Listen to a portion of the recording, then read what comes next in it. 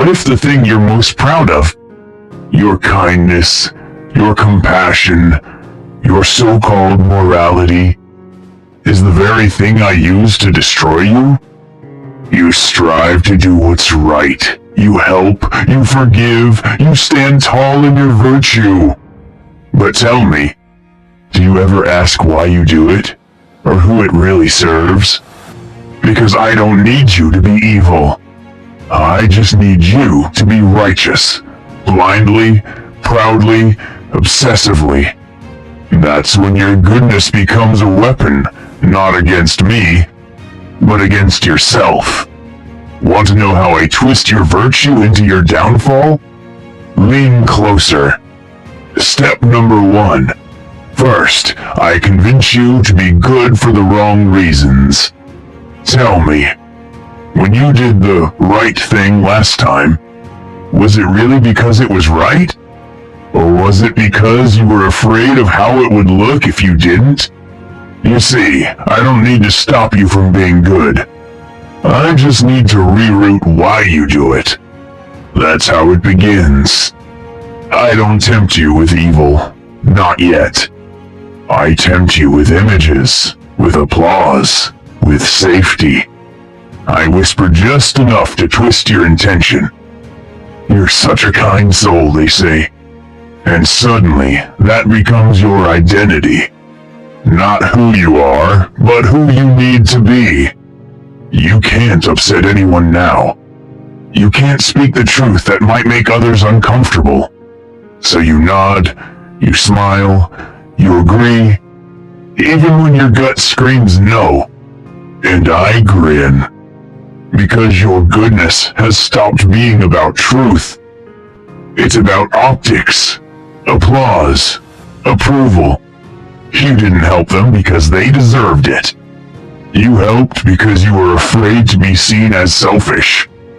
You didn't forgive them because you healed. You forgave because it made you look noble. See how easy it is? Now every good act becomes a performance. And the longer the crowd claps, the more trapped you become in the role. You might say, but isn't doing good still good? Ah, no. Not when it rots you from the inside. Not when it keeps you silent while injustice thrives. Not when it drains your soul while feeding your image. Because you don't dare say no. You don't dare set boundaries. You don't dare be honest. Because the version of you that they love is not the real you. It's the mask you built out of fear. And now, your goodness isn't a compass. It's a leash. So I ask again, why do you really do the right thing? To stand for truth? Or to avoid discomfort? I never had to make you bad. I just had to make you need to be liked. And once that craving owns you, I move to the next step. What if your goodness became who you are? Not a decision, but a dependency. Not a value, but an identity. You're going to love what comes next. Step number 2. Then I inflate your morality into identity? Ever wonder why it's so hard for you to admit when you're wrong? Even when you know you are? That's not pride. That's your morality, welded to your identity. And that's exactly what I wanted. You see, once I convince you to be good for the wrong reasons, the next step is easy. I make you believe that you are a good person at all costs. Not someone who does good. Someone who is good. Always.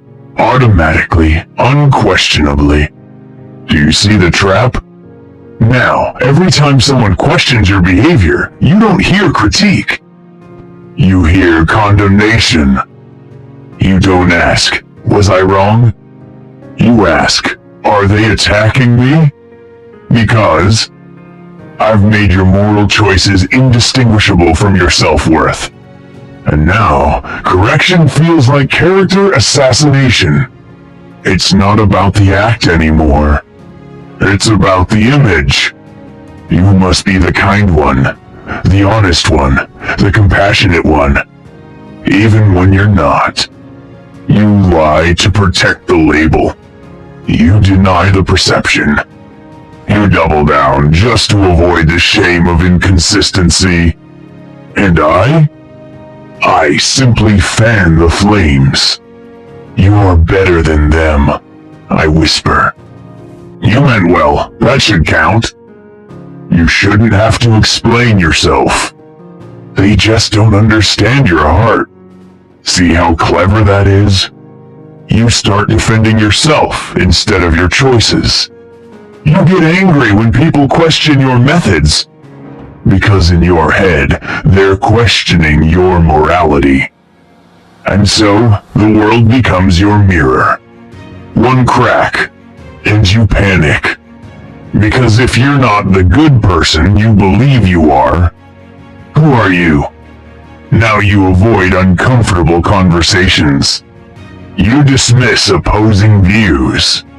You stay inside your curated echo chamber, where no one ever holds you accountable.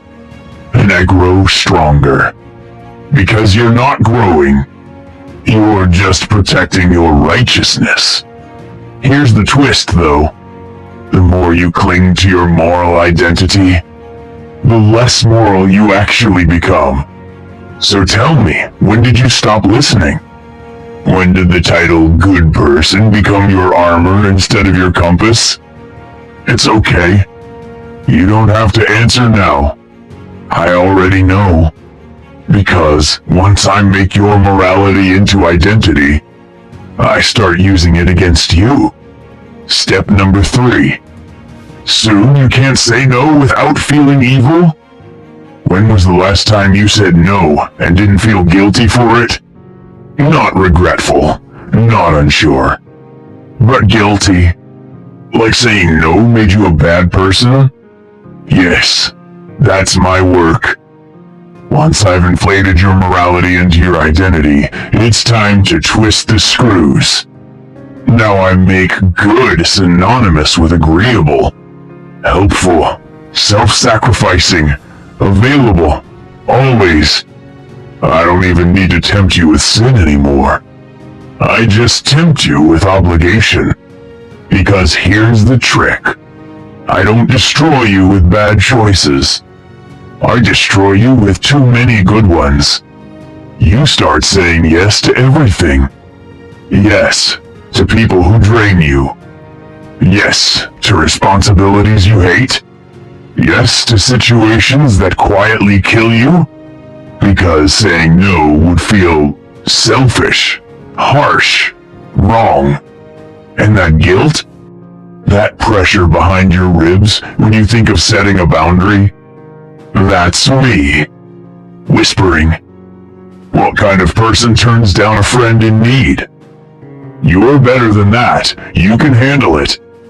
Don't let them down. They're counting on you. I frame every no as abandonment. Every limit is a failure of compassion. And every moment of rest as a sign you're not trying hard enough. And you buy it. Because you want to be good. And I've convinced you that goodness means never disappointing anyone. Now look at you. Exhausted. Resentful. Burned out behind that fake smile. But you can't stop, can you? You've built a reputation, the selfless one. The dependable one. To pull back now would feel like betrayal. So you suffer and call it service. And here's the worst part. You think this is love. You think this is kindness. You think this is what makes you valuable. But it's not. It's slavery. A golden chain of your own making. And every time you feel that sting of guilt when you try to say no, that's not your conscience. That's me. So tell me, how long will you keep bleeding for people who wouldn't notice if you vanished? You've mistaken martyrdom for meaning. And now, the only thing you fear more than being empty is being seen as selfish. What if every yes you give slowly erases you? Let's explore that. Because next, I'll show you how I use your kindness to let you justify the damage you do. All in the name of good. Ready? Step number 4. Eventually, you serve everyone except yourself. Who takes care of the one who takes care of everyone? You think they'll notice, don't you? You think if you keep pouring yourself out, someone will step in and fill you back up. But let's be honest. You're not helping them anymore. You're hiding from yourself. And me? I love this part. Because now, you've become useful. A vessel, not for purpose but performance. Not for truth, but approval. I don't have to tempt you with darkness anymore. I just keep you busy. Always doing. Always giving. Always saying yes, even as your soul screams no.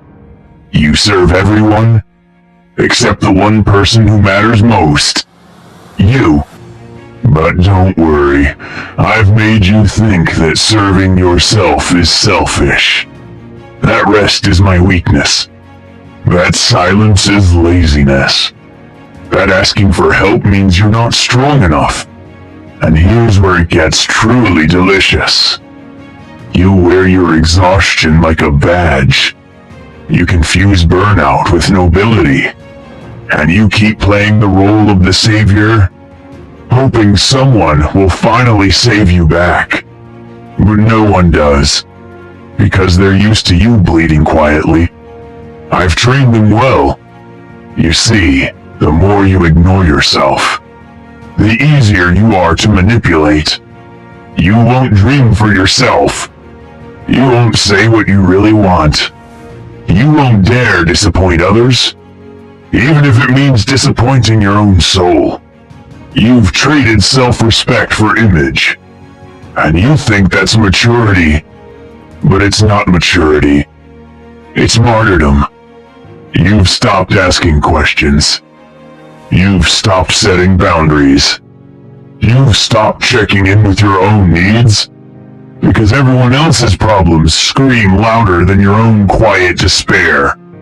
And the more you delay your healing to keep others happy, the deeper I carve my name into your spine. But what happens next? When will all this helping become harmful? When your unchecked kindness becomes a weapon you don't even know you're holding? Because here's where I tighten the grip. Next, I teach you how to justify your damage in the name of goodness. You'll hurt people and still think you're the hero. Why? Because I taught you how to serve the world, while ignoring the war inside yourself. And now, you don't even notice who you've become. But you will. Soon. Step number 5. Until your kindness kills the person you were meant to be. What if the thing you're most proud of is the very thing that's destroying you? You think your kindness is a crown, but I see it for what it really is. A leash. And I'm the one holding it. Because now you don't just help people, you need to. You crave being needed so much, you forgot how to be yourself. And here's the twist. It didn't start as a weakness. It started with something noble, empathy, compassion, selflessness. But slowly, subtly, I turned those virtues into your prison bars. Now you're exhausted, but you smile. You're drained, but you say, I'm fine. You're dying inside, but you keep showing up just to make sure no one's disappointed in you. Isn't that funny? You became everything for everyone, except the version of you that was meant to exist. The one with boundaries. The one with a mission. The one who could have done something truly powerful. If only they'd stop trying to be so nice. But kindness unchecked, it turns to poison. You help people who never help back. You give energy to those who only drain. And you tolerate treatment that your old self would have never allowed. And slowly, you disappear. You're still here, technically. But your purpose, your joy, your edge, gone. And the most tragic part? You think this is maturity? You think this is what good people do? But I'll let you in on a secret. Goodness that destroys the soul is not goodness. It's obedience. To guilt. To fear. To a version of yourself that was trained to disappear. And now I feast on what's left of you. But maybe, just maybe, you're starting to feel it. That ache. That quiet scream inside saying, "This isn't who I was meant to be." So what now? Start here. Stop saying yes just to be liked. Stop mistaking silence for peace. Stop carrying people who won't walk beside you. And most of all, stop shrinking yourself to fit a world that benefits from your self-erasure. Because kindness isn't supposed to kill you. It's supposed to flow from a whole soul, not a hollow one. So here's your question. Will you keep bleeding for applause?